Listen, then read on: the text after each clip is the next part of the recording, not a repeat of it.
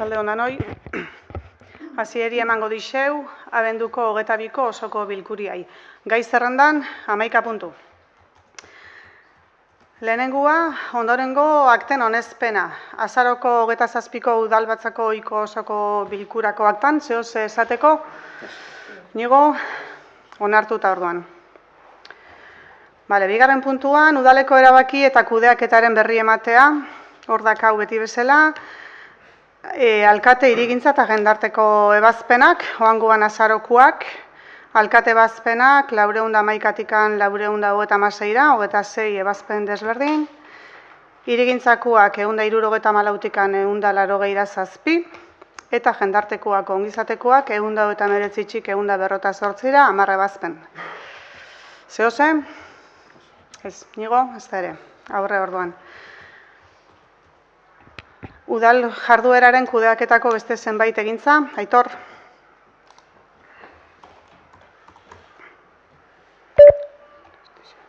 Atzalde on danoi. Atzalde on danoi. Esan urtero bezala, urtea bukatzen dijua, eta abenduan 31an San Silvestre korrika saioen gorula. Urtero legez, irteera ohiko plazan esango da goizeko 11etan. Hori urtia bukatzeko, da urtia ondo hasteko, urtero legez ere, urtarrilak batian, arnoa jongo gea. Udalaren iniziatiba bidez da energia aurrerazteko proiektua gauzatu genuen 2024 urtean, 2024 urte bukaeran, eta estrategia isa bakarra zan, ez? Argiteria garbisa eduki eta kontsumoa jaiztia. Gabiltza zaten kaleko argiteria xantxio. Hori baloratzeko momentua jatu da, eta esan, aurrikusten ginoen bezala, ekintza honen emaitzak, dia kontsumo 118 bajatu dela, eta 17.259 euro aurreratu diala. Aurreratzia oso importanti esaten da, baina horrek ere esan, presio altzatzen dela o bajatzen dela, baina kontsumoa kontsumo da, eta esan bezala, kaleko argiterixan kontsumoa 118 jaitzi da. Baitxe ere, azkenengo hilabetea tokatzen zen, merkatu plazari diru laguntzaz inbertzia justifikatzeko momentua, esan 100% justifikatu dela, nahi dut esan egindan inbertzioan dena justifikatu dela, gabiltza esaten 760.000 euro, 907. 760.000 euro. Eta bukatzeko, konbenduko museografisa proiektua o ejekuzioa Exmon enpresari adjudikatu zako. Aurreko plenuan esan genuen bezala 3 aurkeztu zian, eta lizitazio dana kontutan eukitza, azkenean Exmon enpresari adjudikatu zako. Orduan, gaurren dugu ere lehengo bizita konbendura, eta horre reto handi badakau. Martxoako bentsat instalakuntza prest edukitzia. Oso ondo, aurrea jarraitzuko deu, 3. puntuakin, udalaz gaindiko erakundeetako ordezkarixak. 2023ko legealdixa hasidanetikan euki ditugu kargu uste batzuk, zinegotzi batena eta alkatiena, eta orduan egokitzu bihar izan dugu pixkat geure barne antolaketa. Batetikan geure batzordiak, batzorde buru desberdina badoz, eta batzordietan partaide desberdinak ere badoz, baina horrek alkate ebazpen ez onartuko ditugu. Baina udalaz gaindiko erakundeetako ordezkarixen aldaketa hori plenotikan pasau bihar deu eta plenuan onartu bihar da. Orduan, aldaketa dia, Joseba Palenzuelan ordez jarriko nahi Eudel, Deba Baiarako Industrialdean, DBGesan, Urkonsortzioan, Geogarapen Elkartian, ISFE eta Udalsarea 21an, neu jarriko nahi. Eta gero, ueman, Joseba Palenzualeren partez, nahi elez garai jarriko da. Eta beste danak, lehen bezala ixe jarraitzen dugu. Eta lehen esandakoa, batzordietakoa, alkate bazpenez zingo dugu, plenotikan pasatu gabe. Zehose, hemen? Ez. Nigo? Ez. Hau bozkadun behar da, ez da, Joseba? Bale, bueno, udalaz gaindiko erakundeetako ordezkarien aldaketaren aldeko bozkak.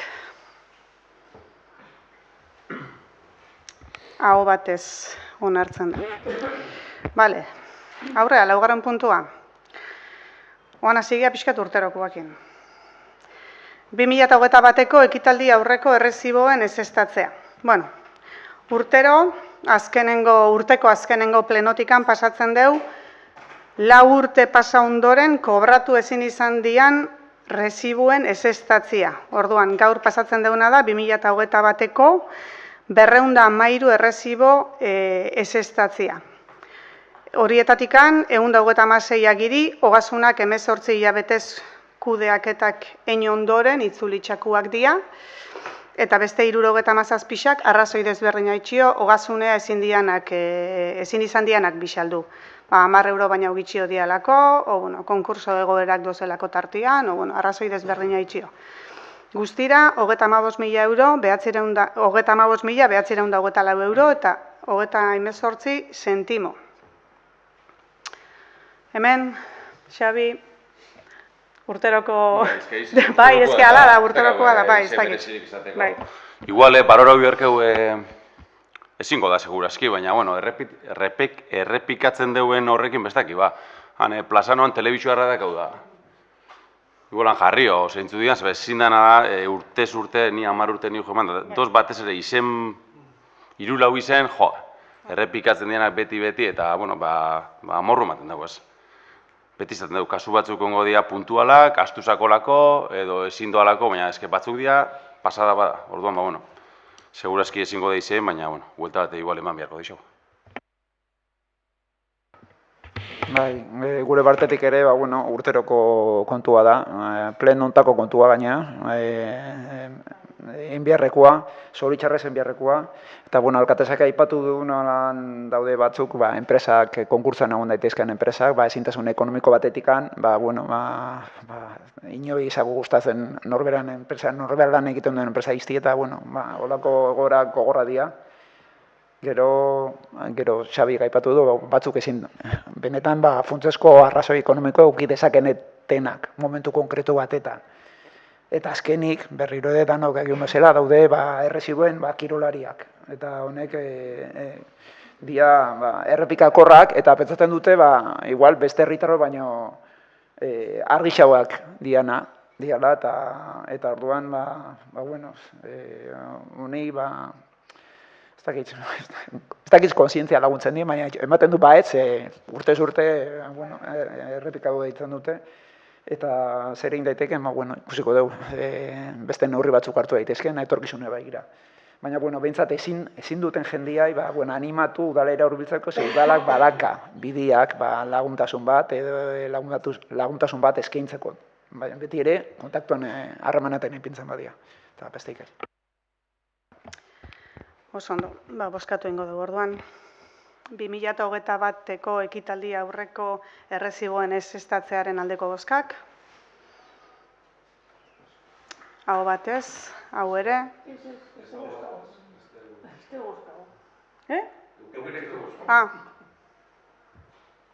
Zer dakau, abstentzioa ezezko bat? Hartu mikrua eta esan, baina zeuk. Ez niri hau errezibuana iaz entzunoan ian, pentsanuan gauza puntual bat dela.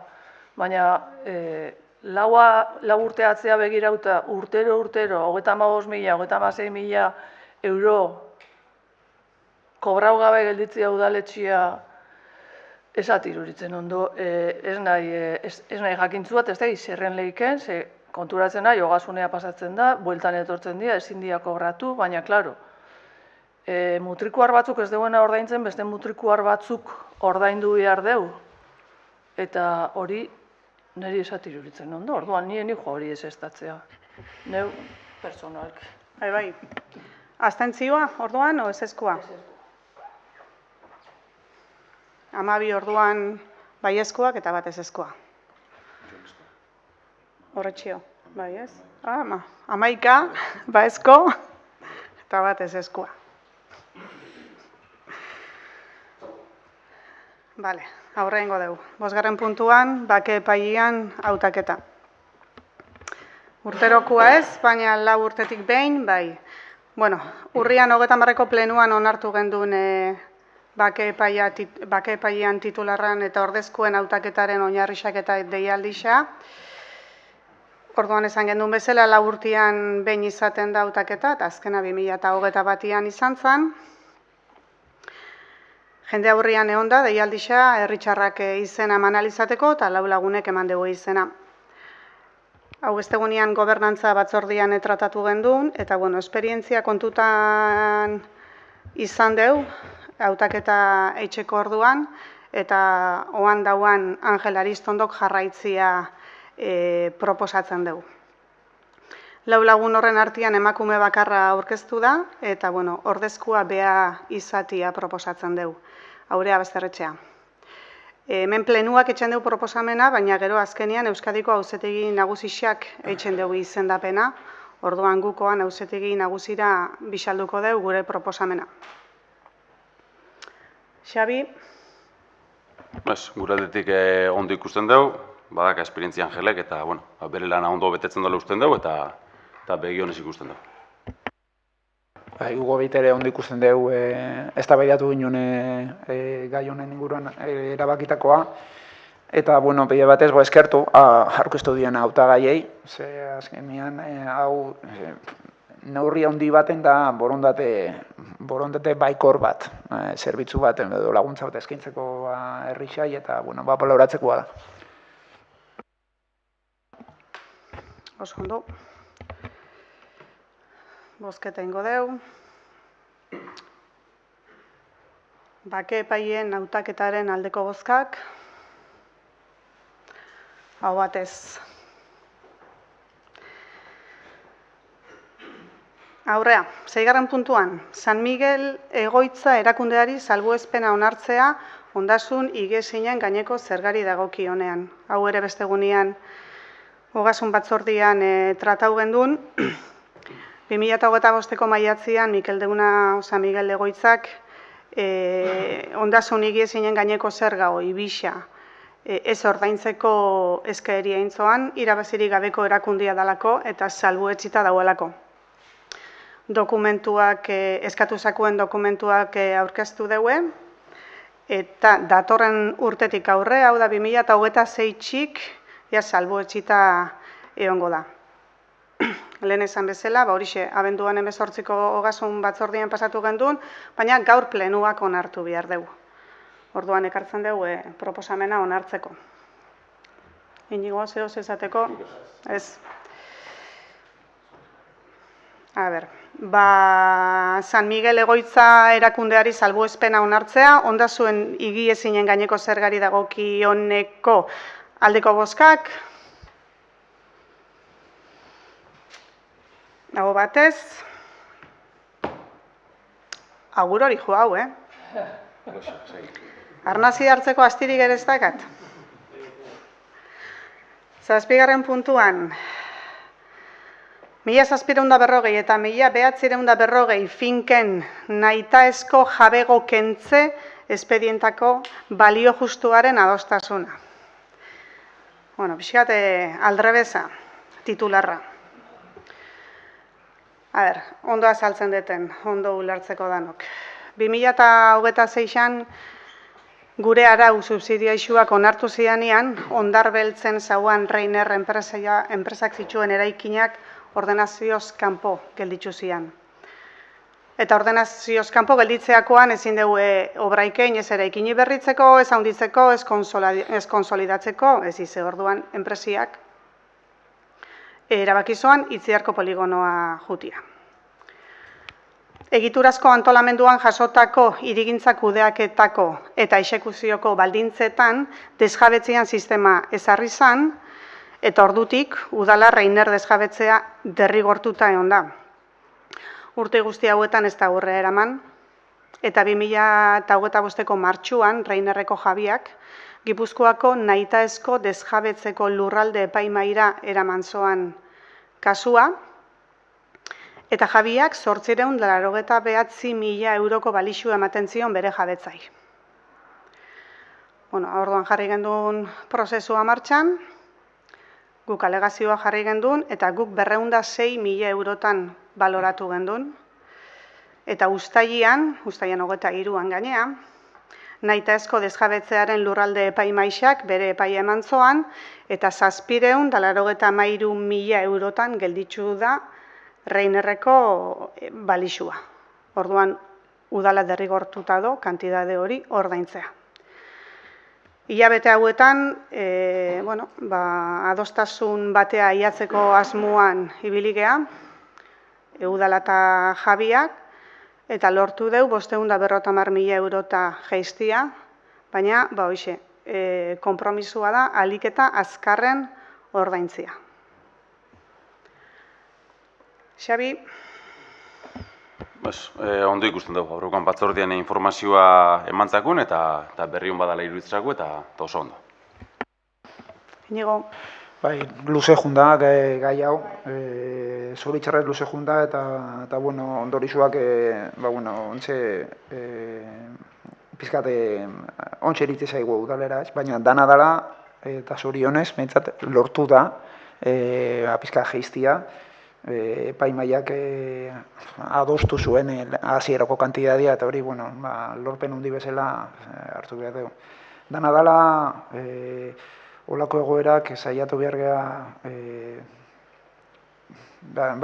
jabetuaz, zer nolako zeltasun daka, udaldanak dakaun, baina denborari egiten, eta olako momentu kritikotara ez iristeko. Hemen ja zauan momentu bat, non segurtasuna pizka kolonkan zauan, bereiek alkatazak aipatu duen bezala, nahi zuten pizkate neurriak hartzia, lehen bailen, eta guztien dugu azkenengo pausu eman dela, eta begi honez ikuntzen dugu pausa hau.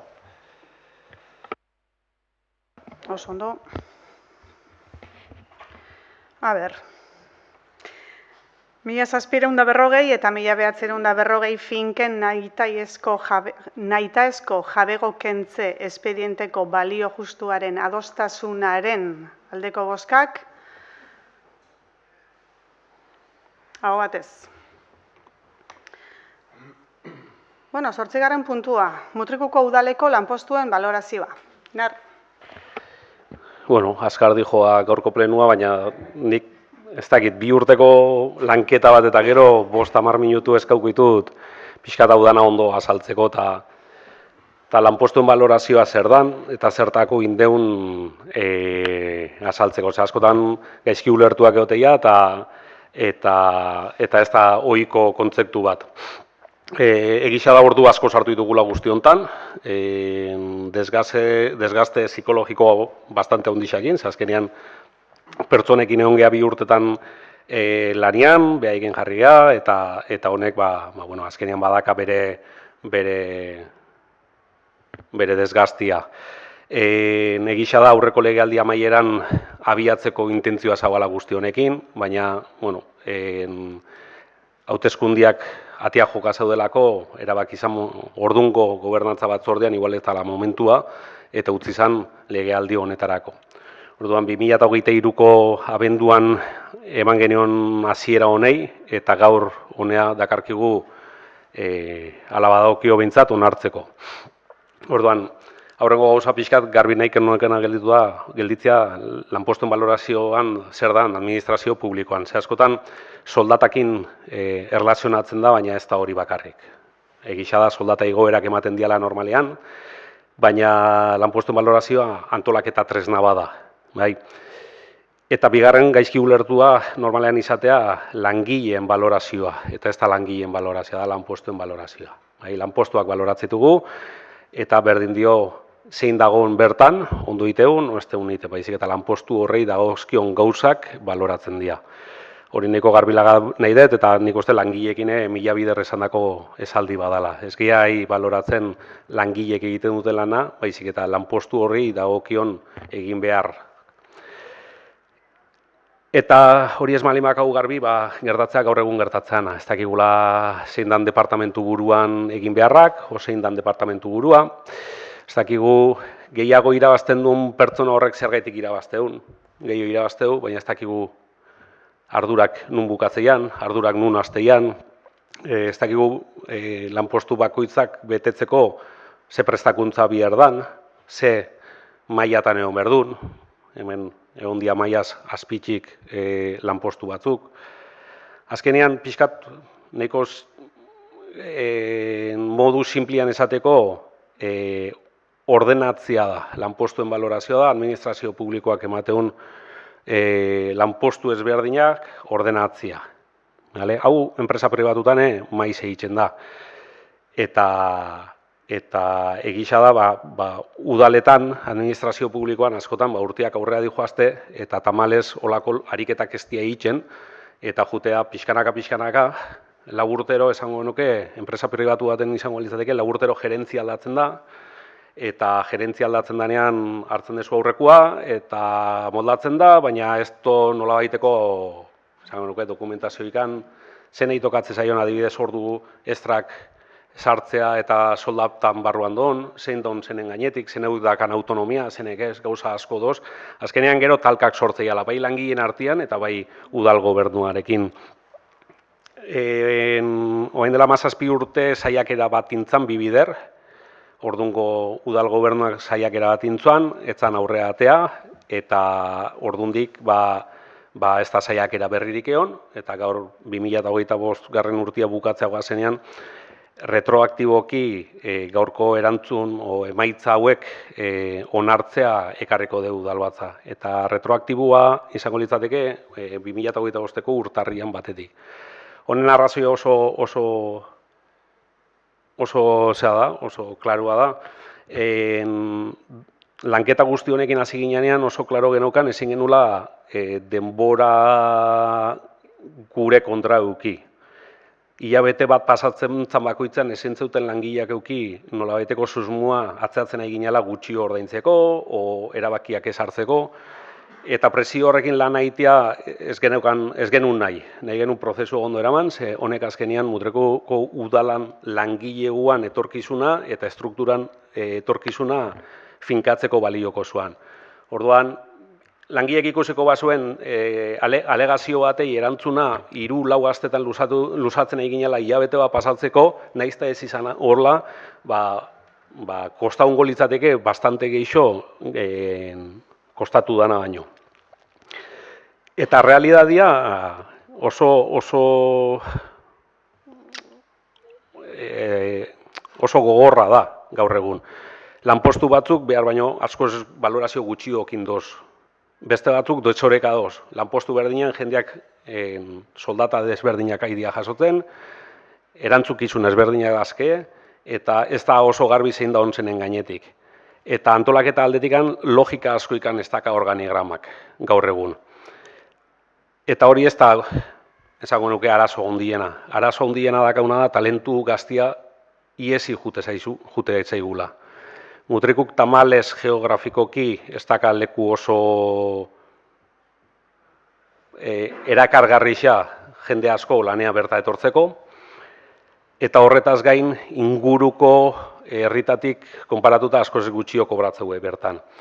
Honek zekartzeigu etortzeia gazte, igual behaien aurrengo esperientzia administrazio publikoan, edo bigarrengokoa, hemen azteia profesionalki, ardurak hartzen azteia, eta ja azteianean eguneko egun lana aurrea ateatzen, juniteia. Eta juteia ez ondoko herrixan 50 o 100 euro geixo ordaintze dioelako hilabetean, baizik eta 200, 500 eta 1000 ere bai. Lanpostu berdina o antzeko lanpostuetan egotegatikan.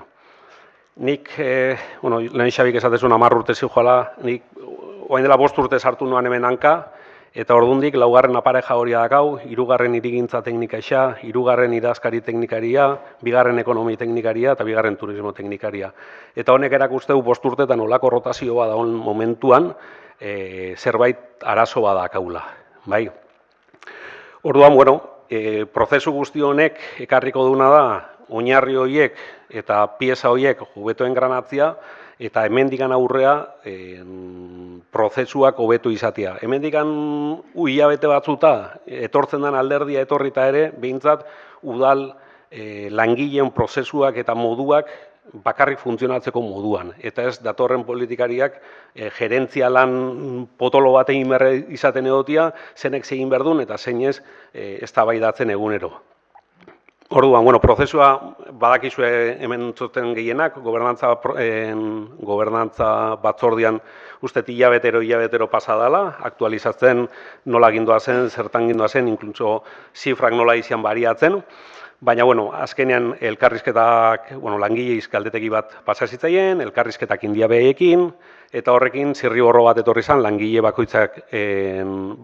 bakoitzak okupatzen zuen lanpostuan balorazioakin. Banan batu gea langile guztiekin, azaldu zaie egoera zein dan behaien egin beharra, organigraman ondo zen, eta zer nolako puntuak eta berria aukiko duten balorazio horre, eta horrek dakartzan soldata igoerakin. Behin hori egin da gero, guztiekin hitz egin da gero, 10 egun eukizituzten alegazioak sartzeko, alegazioak sartu zian, eta enpresak, aholkularitza enpresa, guzti hau aurrera eramaten ondan aholkularitza enpresak, erantzun zien banamanan guztien alegazioei. Behin alegazio horietan emandako erantzunekin, azkenengo hilabetea pasadeu, langileen ordezkariekin bilerak egiten negoziaketa maila irekita. Gehiago da, nik uste da azkenengo egunean, oraindik 4 pertsonekin banan berriz batu ginean, zezken duda batzuk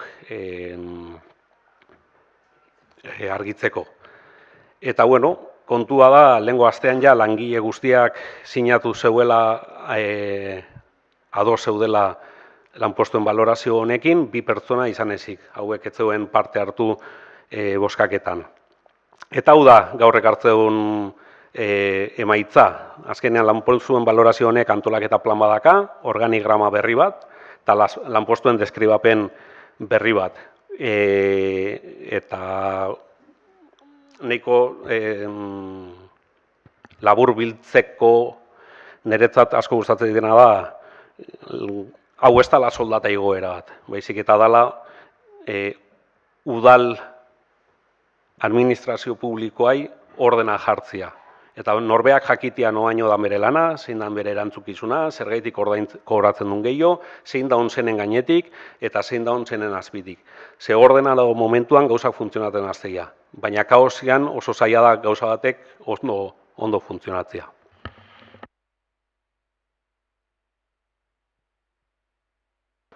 Xabi, zeo zen. Bai, guk gure aldetikan, indan lanketi eta prozedura esan guztiz beharrezkoa zala iruditzezako, eta begionez ikusten dugu. Basozen zuzendu biharreko hainbat egoera, denboran zihar hartutako hainbat erabakiren ondorioz, gaur egunean ulertzen ez dianak igual, eta dana orden hau. Eta argitzia, biharrezko ariketia esan, eta balorian jartzeu, inarrek esan duen bezala, horren beste denboran endako lana. Zalantzai gabe. Batetikan langileekin adustu dian baldintzak eta retribuzioak egoki ikusten ditugu, eta bestetik organigraman eindian aldaketak ere orokorrian ondo ikusten ditugu. Udalian bihar berrixeta egokitzen den struktura eta perfilak biharrezkoa zialako, udal organigrama honetan sartzio txertatzia.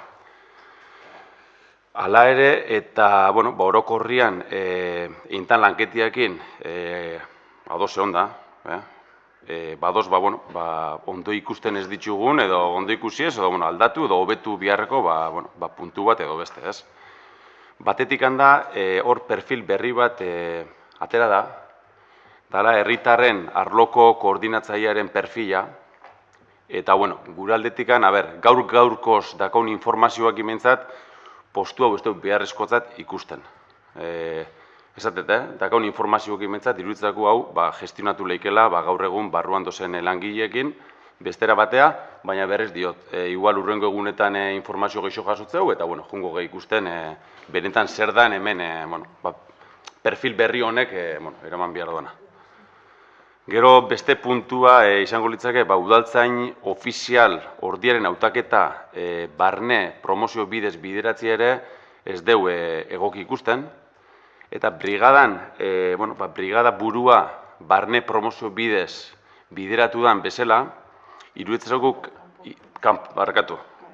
kanpoko hori da, barruneko prozedura bidez bideratu ez dan bezala, iruditzezakuk kasu honetan ere, hala izan beharko litzakela, kanpo ate behar dela, eta deialdi ireki bat atea, iruditzezakulako lanpostu klabia dela eta gardentasun osoz bete biharreko postua dela.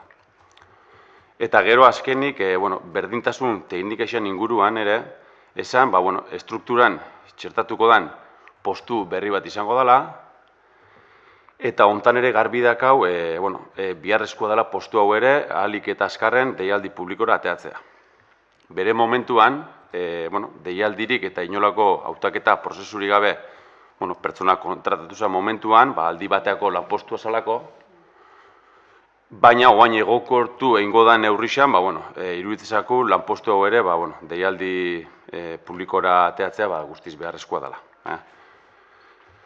Azkenean, aipatzen ditugun 3 puntutan, bultzatu nahi deuna edo da, langileen estabilizazio prozesua amaitu den momentuan bintzat, ahalik eta azkarren oposak eta konbokau, eta utzik dozen lanpostu hauek deialdi irekien bidez betetzia. Hori da nahi deuna bultzatu.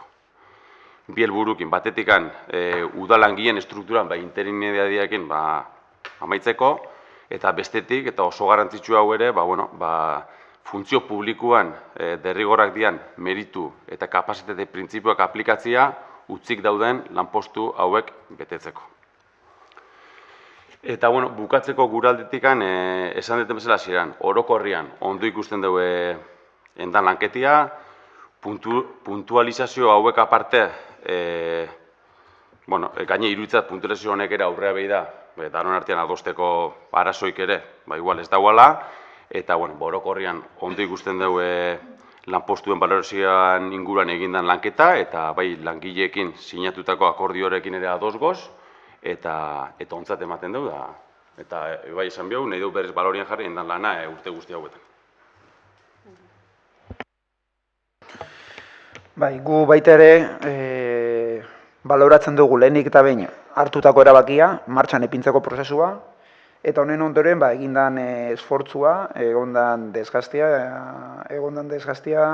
eta eskaini izakon baliabideak, bai kanpo baliabideak, bai barne baliabideak. Usten dugu merezi izan duela esfortzu hau. Lehen inarrek aipatu den bezala, antolakuntza tresna bat eukitzeko, ordenatzeko, Xabi bai berretsi du hori, azkenean bilakatu dadila antolakuntza eta ordenatzeko tresna on bat, talkak ekiditzeko balio dezala, baita ere, eta batez ere, etorkizuna nolabait prestatzeko. Azpiegitura finko bat, inarrek aipatu duen bezala, azpiegitura finko bat eukitzeko, non ja erreferente bat euki dezagun, inork asmakizunik esateatzeko. Ja gauzak nolabait iratzita egon daitezela, batez ere, gure ondoren etorriko dan jendiantzako. Guztia izan alda moldagarria, baina behintzat badakagu heltzeko puntu bat, ez? Gero, Xabierrek aipatu dituen puntuen inguruan, konpartitzen dugu deialdi publikoaren beharra, oin sortuko diren postu berriaren inguruan, usten dugu hori funtsezko eta etozein administrazio publikoan oinarria diala, Eta gero, aipatu duena, barne promozioaren inguruan, bueno, egon ginen eztabaidatzen, udaltzainen kasuan, bueno, barne promozioaren inguruan, dana dela, bueno, ikusiko dugu zer ematen duen kasu bakoitzak, eta hori, bueno, igual behar bada sosonduko da jaso, baina suposatzen dugu moldagarri izan aldala, bai. Hartu dezakegun erabaki konkretu batzuk. Herritarren arloko koordinatzailean inguruan esandakoa, batzordean bai epatu zen, igual legealdi bakoitzari lotutako erabaki bat izan zitekela. Hori kontutan hartuz gero, ikusi alda, benetan figura hau beharrezkoa den, edo ezinbestekoa den, edo igual beste forma bat eduki dezaken. Baina, guk hasiera ez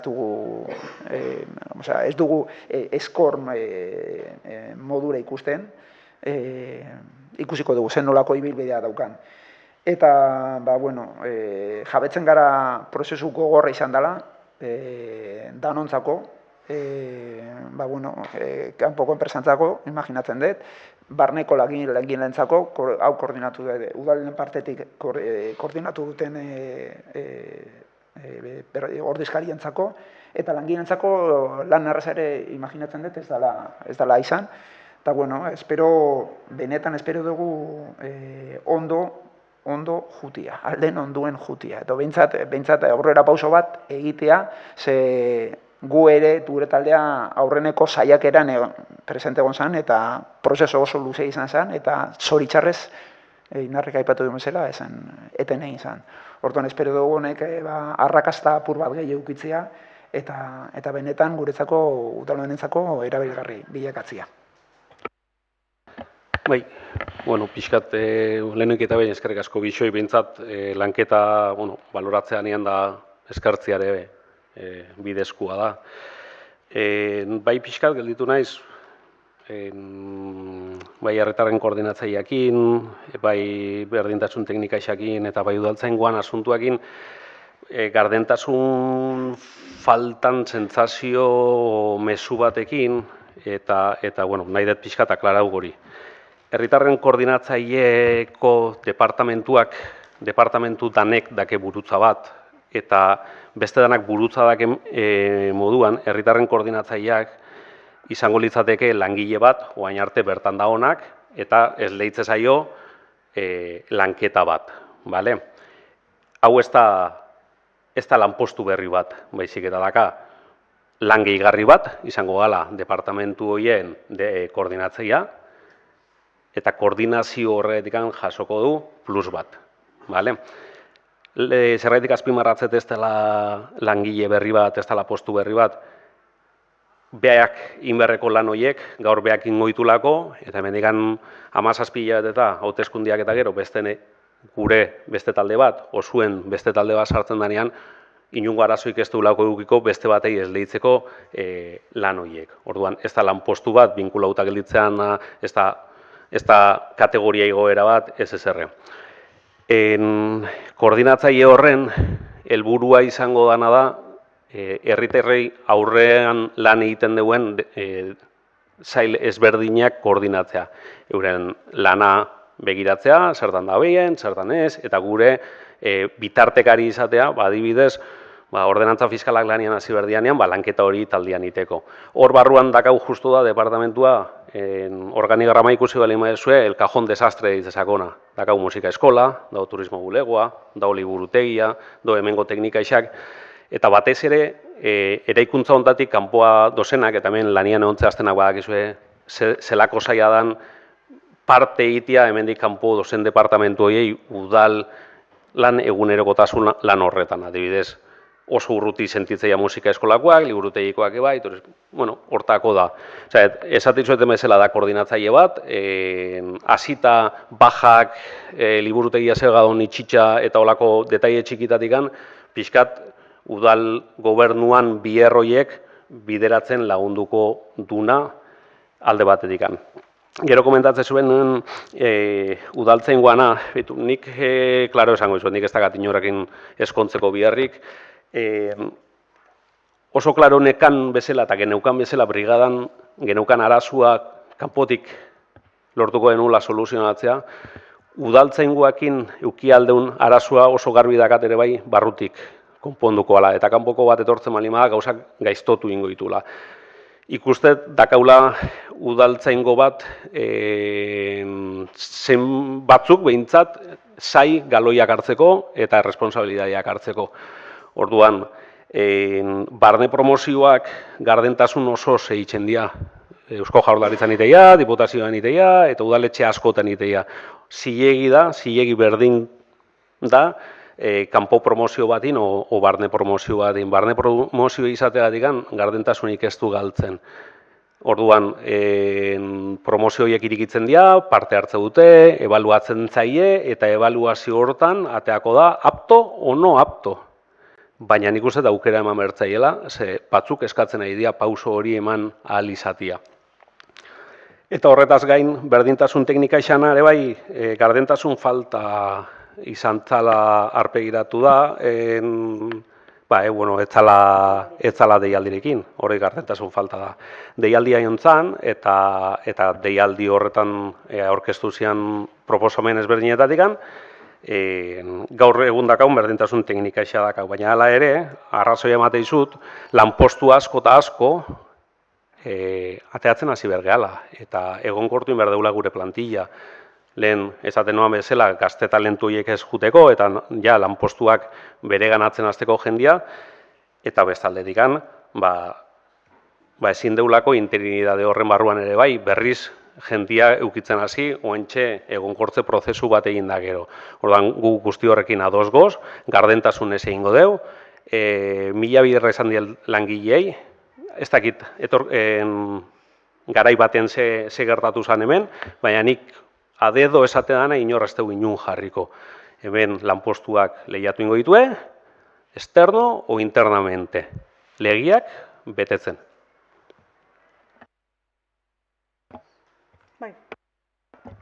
Ez, bakarrik mensajean eta zure oango mensajeak geuko hori zen edo zabaldu. Gaina aipatu bet ere, hau dara gukoan ikusten ditugun ikuspuntuak, ez diale itxixak, aurrea bidere landukeula, eta gaur egunien igual dakaun ikuspuntuak gai batzun inguruan jarraitzuko le ikusten. Beste ez.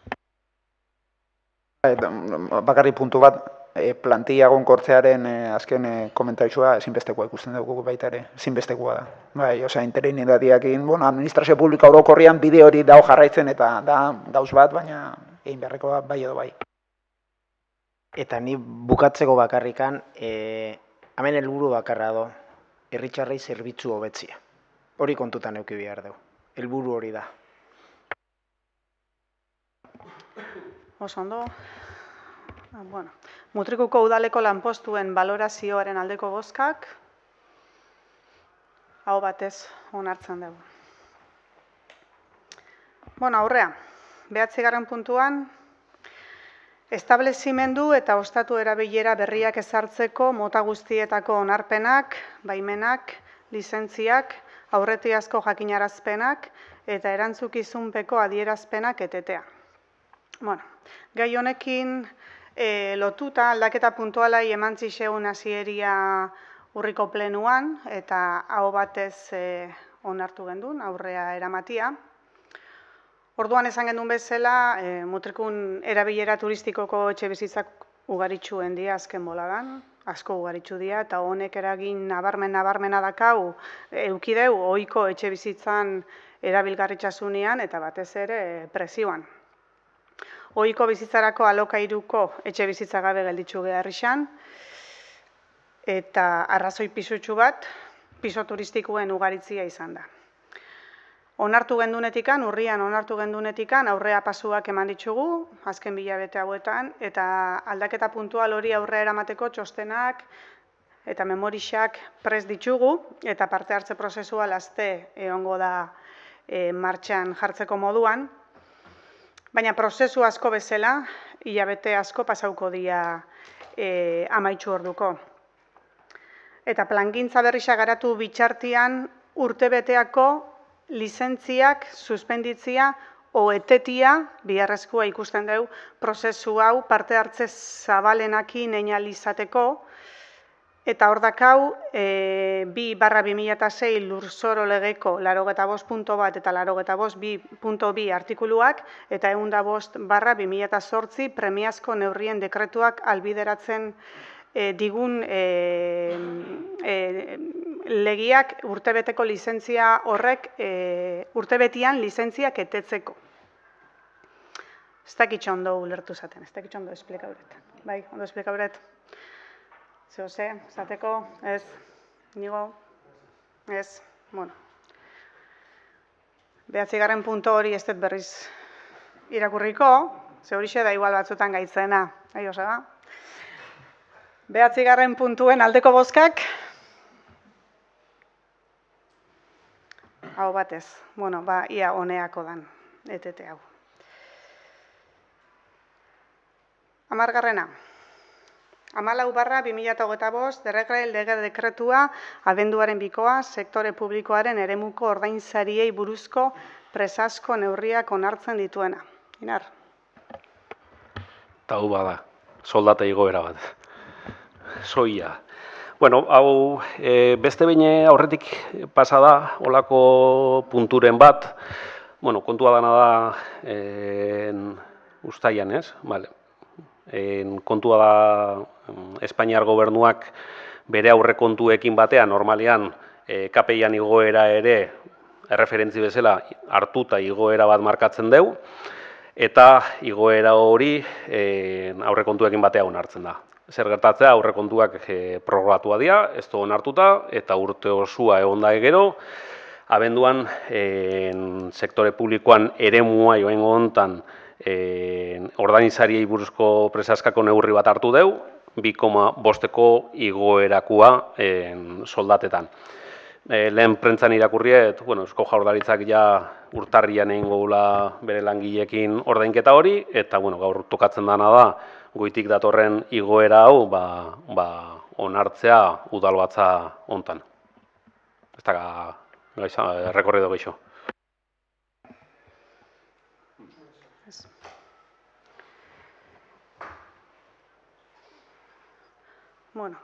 Abenduko 2ko lege dekretua sektore publikoaren eremuko ordainsariei buruzko presazko neurriak onartzen dituenen aldeko bozkak. Hau batez, da azkenengo puntua erregu galderak. Nik neuk badakat bat, ez dakitz gero, baldin badakazue gero esango ez. Handala egun batzuk, Herritxardana joso gendun Mutrikuko EAJ-PNV-ren idatzi bat, eta gure asmoa bada idatziz erantzutzia. Baina udal gobernua, hemengo zen zazpirok, zuzen-zuzenian interpelatuak sentitxu gea, sentitxu baino ala izan gea. Eta, tokatzen, iruditzezaku hemen olako erantzun labur bat ematia behintzat mezi doala eta tokatzen zakula. Udaletik aurrera eramaten nahi gehan proiektu danak helburu bakarra dake. Herritxarren ongizatia eta bizi kalitatea hobetzia. Da ikustia besteik ez do azken urtietan zenbat proiektu garatu eta gauzatu ditugun. Ikastolako teiatua, ikastolako patixoko teiatua, futbol zelaiko belarren aldaketia, arrauntaldeko lokala, merkatu plaza eta beko plaza, Irixarre, Altzibar eta Gaztainetako igogailuak. 100.000 euroko kostua eukidoan,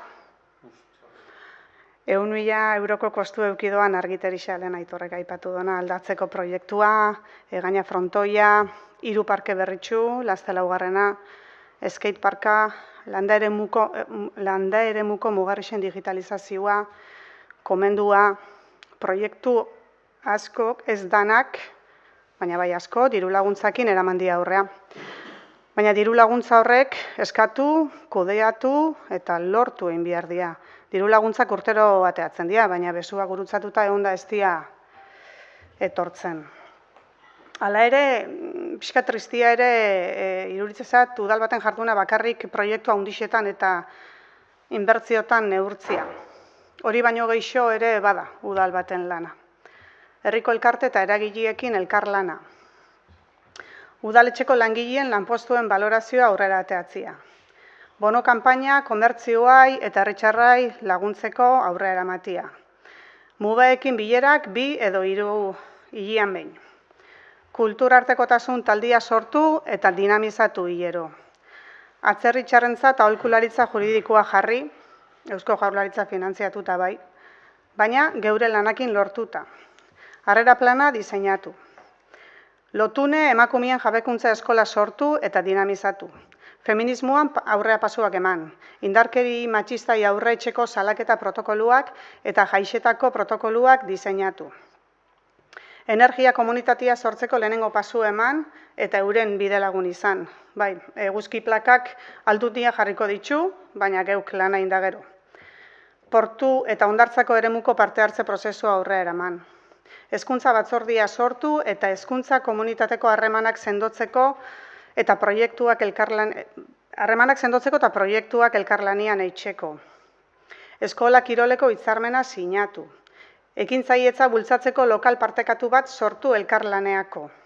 Egoera zaurgarrixan dozen umiei lagundu etxeko lanak etxen. Eusko Jaurlaritzako programa bada, aukerak suspertzen, baina ez pagendun lanik egin hori aurrea ateatzeko, ez gendun eukiko. Hondartzen kostuen finanziazioa 50% lortu dugu aurtengoako eta datorren urteako geixo lortuko da. Hori ere aldundixak onartu dugu, baina udaletxetikan ondo borrokatuta. Iniziatibakin da gaitxasunakin jokatzen deula argi dakau. Etorkizuneko erronkei lotuta badakigu zeintzu dian gure lehentasunak. Etxe bizitza, garapena, irisgarritxasuna, ongizatia, ekologia, feminismoa, berdintzasun soziala, euskara, kultura, hezkuntza, kirola. Gai honek danakin lotutako proiektua lantzen ejekutatzen jarraitzuko dugu. Herritarrei entzutzen ere jarraitzuko dugu, auzo-auzoko bileretan eta egunerokotasunean. Eta amaitzeko herrisai hurrengo mezua. Elkarlanian jarraitzuko dugu hain arte bezala, udalgintza eta herrigintza uztartuz, mutrikuarrok merezi deun herrisa eraikitzen jarraitzeko. Horixe, iruditzezaten, o iruditzezakun esan bidarra bagandukala. Bai, gure aldetikan, batetikan ez dakiz zeinek erantzun behar dizun horri, zeba hori ez da gure idatzixa, gu hemengoz udal gobernua, eta zeue behin da berri desberdintzen izan dezue, nahi izan dezuenean, eta dakat dikian kontuak eta portukuak, eta zer dan mutrikuko EH Bildu, eta zer dan udal gobernua, behin da berriz. Eta kasu honetan nik uste berdin izango dela. Orduan, esat iruditzen lekua danik eta forua danik horri erantzutzeko, zeba hemen ez du inor erantzutzeko horri. Bai. Guk, ez da gure hori ez dugu idatzi hori udal gobernu gure taldeak atea. Orduan, hori idatzi honak erantzun beharko dugu, hori zuzendu beharko zate eta ez guri hemen. Eta baina ez dut hau foru danik hortako pleno bat. Bueno, gure aldetikan, Ainizek esan doan bezala, herritarrei ere berriz ere mezua luzatu. Gure aldetikan bentsat, herrigintzan zaituko reu, herrixakin lanian, bai, herrixak eta mutriu mereziroan herri bat eraikiz. Hau da gure helburua, hau da estrategixak. Estrategixak garbi dagoa, etorri behar gea pandemia egunean, esaten zakun bezala, etorkizunen behirako erronkei aurre egitako iniziatiba gabe eta gaitasun gabe ikusten digutela. Pandemian zan gauza bat herri etorri zala, ezakiguna gauza zelen bihar zian, eta nik uste nahiko iniziatibakin eta elkarlanakin estrategi bat definitzu ginen eta gauzak ondo urten zuela. Hori gondala 6 urte martxan ipini ginen, eta mendikan aurrere berdin zaitzuko, herritxarrekin lanian. Nik eixen bat, ez talako idatzi hortan ez da jarri mutrikuko EH Bildu. Jarri da udal gobernua horretxio pixkat, hor ona ekarri dut gai hori, Bai, idatzi batekin ere erantzungo dugu, Hemen. Bueno, ez dakitz.